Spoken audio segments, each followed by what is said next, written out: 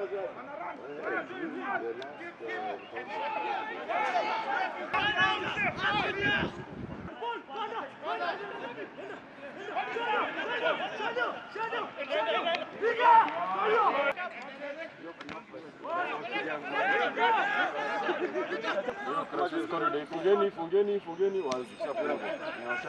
to a final, it's not an ordinary match like the other league game.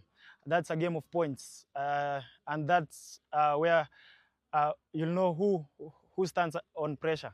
And I believe the boys have trained enough, they have bonded enough, and me joining them in this camp yesterday, they have had quite a good bonding within the team, and that's a plus, and that is a driving force to us as we go for the finals. The day we played Cabras at home and the game ended into a draw, there's a lot of learning that we picked from that game.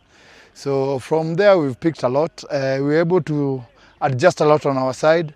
I think it's going to be a different ball play. We only pray for a dry play that we're able to run our ball and to be able to stick to our game plan.